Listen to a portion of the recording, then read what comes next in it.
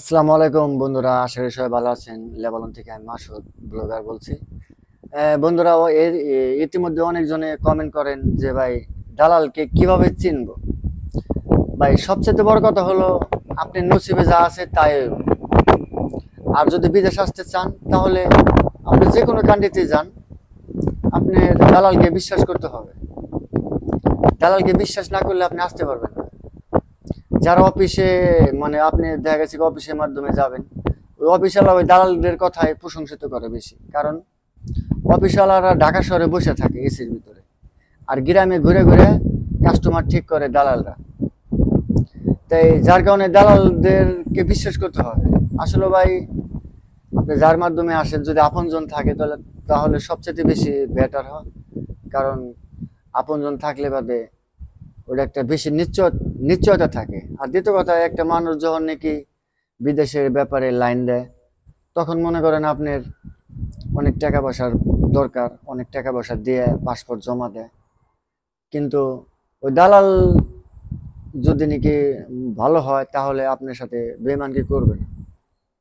তা আপনি ওকে চিনবেন কি করে? ওকে চিনবেন এইভাবেই যে আপনি এমন লোকের কাছেই আপনি টাকা পয়সা দিবেন, সে লোকটার আগে পিছে খোঁজ খবর নেবেন ভালো করে, যে ওই লোকটা ইতিপূর্বে আরো লোকজন পাঠাইছে কিনা, কিরকম টাইম নিতেছে, বা কোনো ছেঁচড়া নাকি, কোনো বাটপার নাকি, এরকম ডাটা কালেকশন নিয়ে তারপরে আপনি হয়তো তার কাছে দিতে পারেন। আর দ্বিতীয় কথা হলো, আপনি যখন দিবেন তখন আপনি আরেকটা জিনিস ভাববেন যে ও যদি আমার বিদেশ না পাঠাইতে পারে, তাহলে আমি যে ওর কাছে যতগুলো টাকা পয়সা দিলাম, আমার এই টাকা পয়সাগুলো কি আমি ওর কাছ থেকে উঠাতে পারবো কিনা।